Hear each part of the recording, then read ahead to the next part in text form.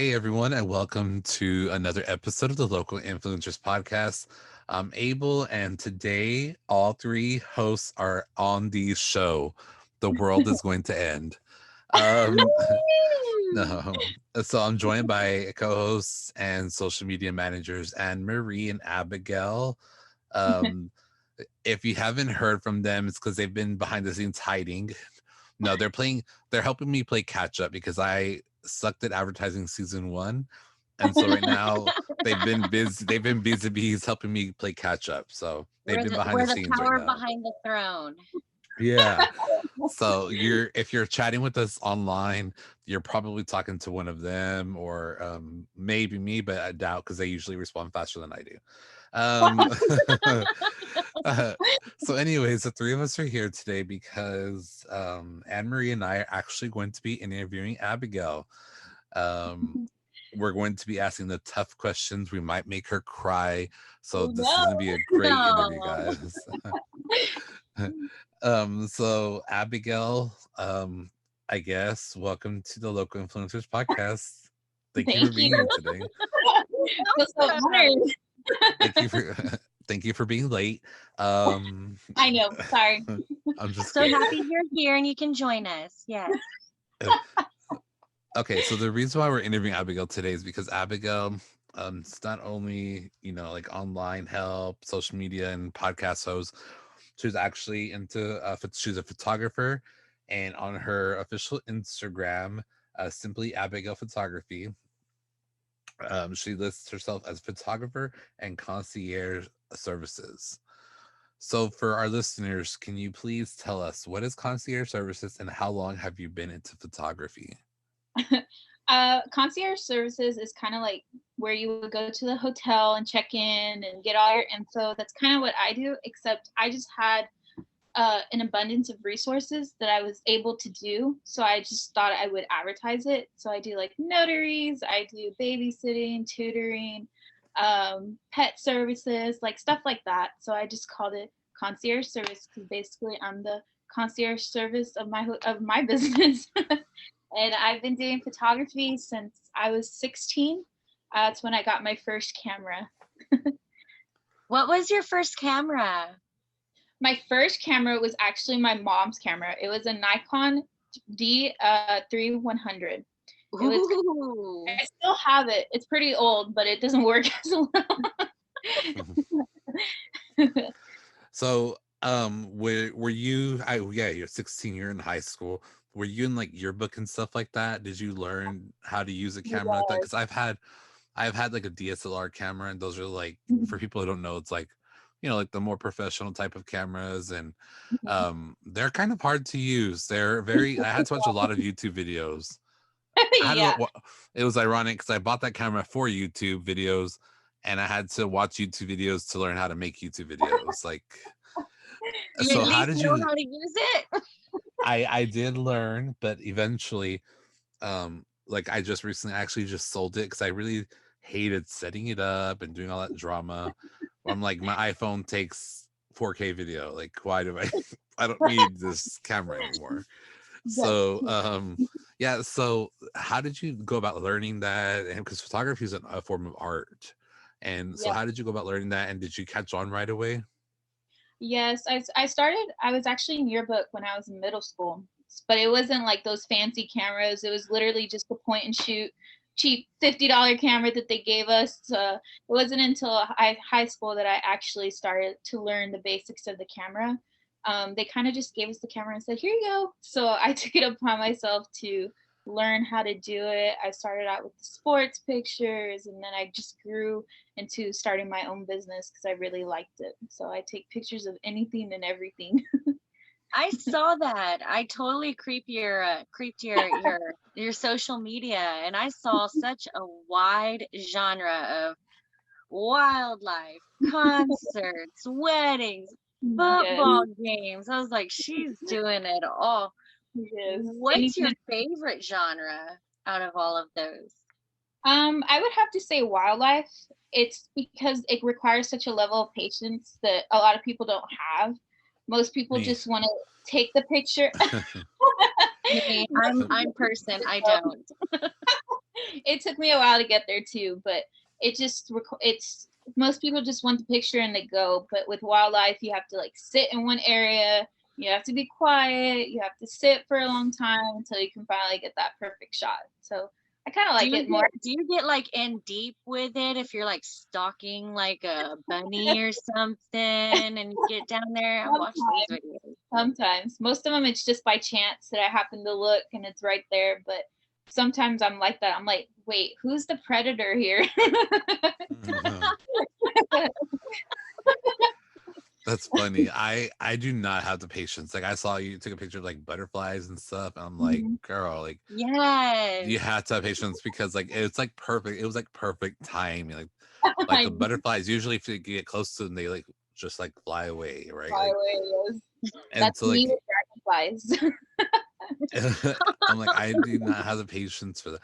I saw like I really like the way that you take the pictures of like I was gonna say if you didn't say animals like wildlife, I think that's probably my favorite that I've seen on your Instagram. It's like the wildlife and also like the like you have like wedding photos and stuff like that too. But the wildlife was probably my favorite. It looked like it was coming out of like National Geographic magazine. Like really was that like they were. Those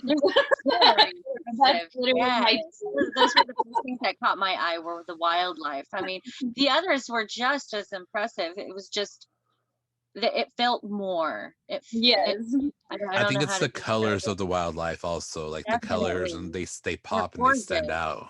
Yes. I live in the perfect place to take wildlife pictures. We're like the bird haven, so it's like you always have birds around year round. So I've been as a photographer, you have to have an eye for those things. Like I'd find a patch of moss and I'm like, it's so pretty. I'm gonna take a picture of it. And I take a picture, I'm like, this is not moss on my phone. This looks like something that came out something else. So but what you do, that's a whole nother level. You should see me trying to take an Instagram picture of something. Like I have my own personal Instagram, and then I have, which I don't really post on like that much. If I do, it's usually also like copying from my podcast. And so on my Nerdable podcast, I take pictures of like my Pokemon cards or Funko Pops that I get in. And you should see how many pictures I take just to get one good one. And then by the time I'm done with that good one, I like want to throw my phone across the room. I'm like, like fucking hate pictures, but like because I hate getting my shadow in the picture or like a glare or a glare, like because on the Funko Pops I keep mine in the box and they have that plastic film on the front, and so like there's a glare. I'm like, god damn it.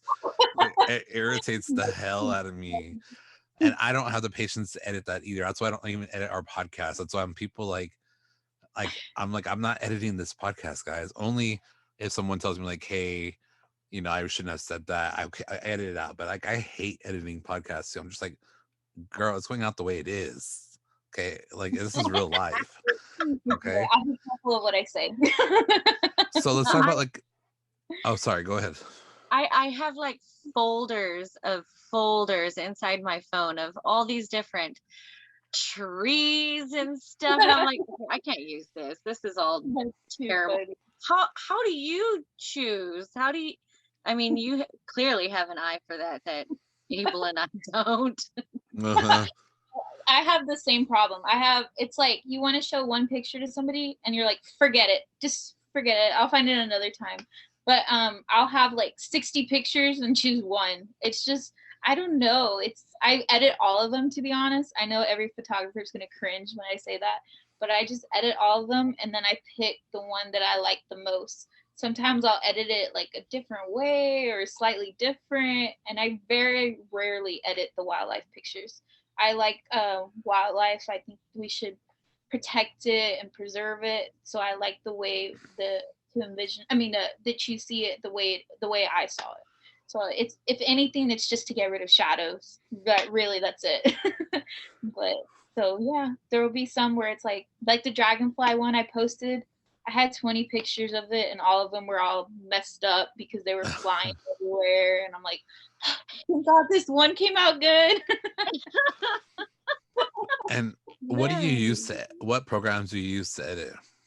I use two. I use Photoshop and then I use Infinity. It's kind of like Photoshop. It just doesn't do as much as Photoshop. But I do it on my iPad. Photoshop is way too difficult for me. That's Like intense. Adobe, Oh my goodness. Adobe products in general. It's an Adobe product, right?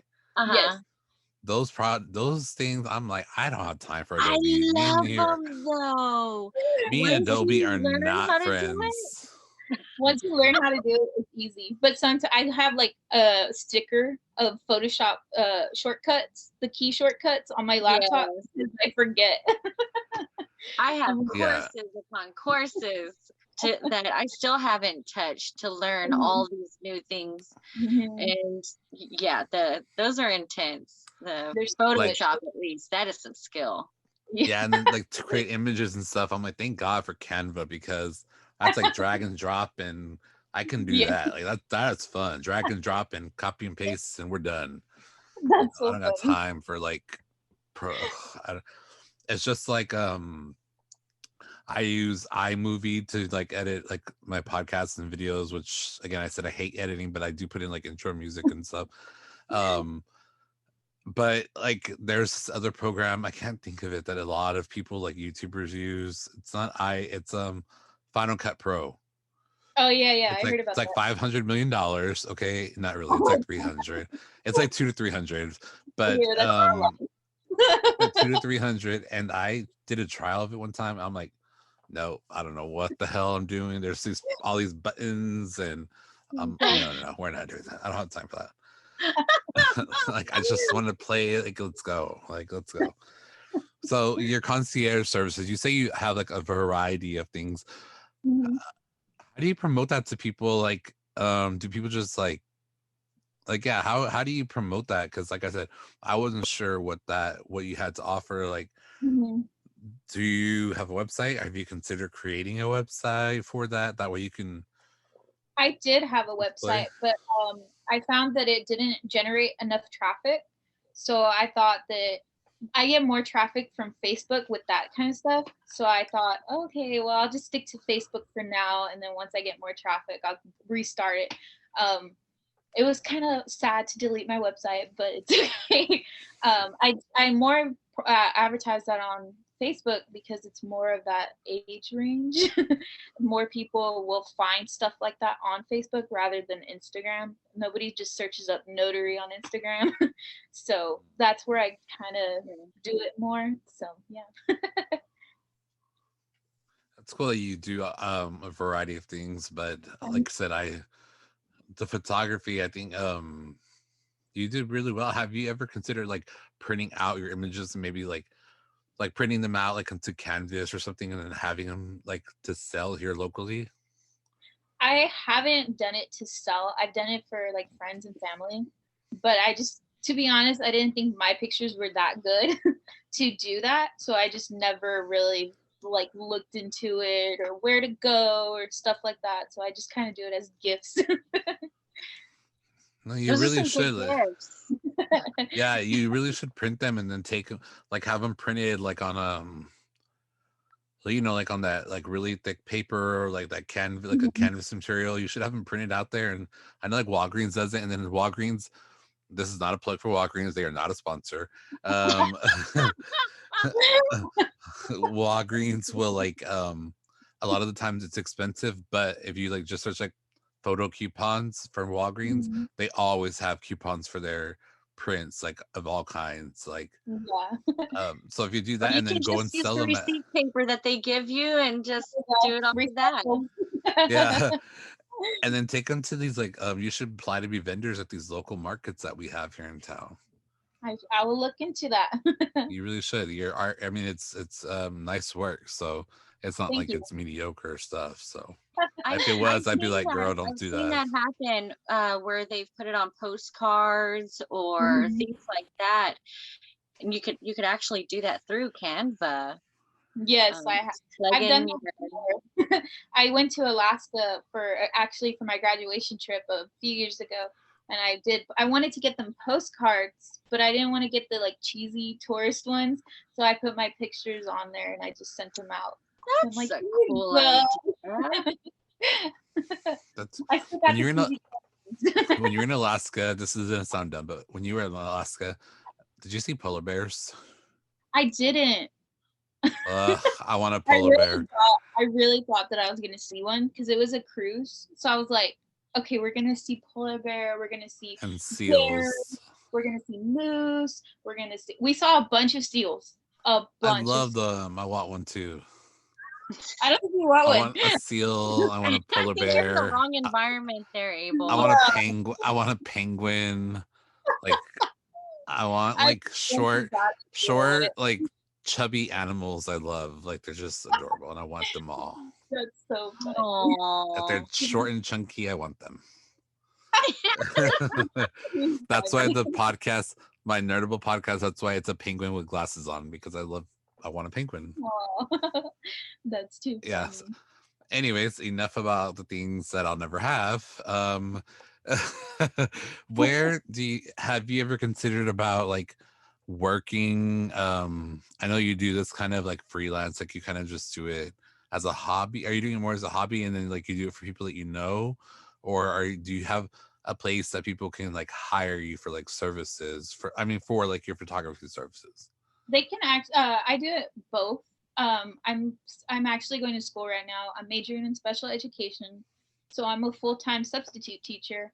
So I kind of do it more now as a hobby or on the side on the weekends or on spring break, stuff like that. But they can just contact me through my Instagram or my Facebook, and I'll reach out to them like that. Okay. So cool. Well, right now is that time. Where can they find you? Like posts, like plug all your Instagram, plug your Facebook, plug whatever you want to plug. On Facebook, I have 2 pages. The first one is simply Abigail Photography, or the second one is simply Abigail's Concierge, and then my Instagram is simply Abigail Photography. Yeah, and we're gonna put a link in the show notes. So all you have to do is click it, and it'll take you straight to her pages. Anne-Marie, do you have anything for Abigail before we wrap? Abigail, if you could pick one person who's been the most influential for you through your photography passion, who would that be? I would say my mom. I remember she's not a photographer or anything. She just likes taking pictures. I remember in my room that when I was little, she would have pictures of the sunset and the skies and the clouds. So I remember looking at those every day and like, I want to take pictures like that. So I think she's mainly the reason why I wanted to take pictures and had a love for it. That's awesome. That's really cool. Wow. I love that. Anything else, Anne-Marie? No. Awesome. Well, guys, make sure you check out Abigail's services. Abigail, Simply Abigail Photography and Simply Abigail Concierge Services. Just Right? Concierge. Concierge. Sorry about that. Yeah, make sure you follow her. And yeah, and that's it. Until next time, please make sure you head out and visit somewhere cool in Corpus. And we will talk to you soon. Thanks, guys.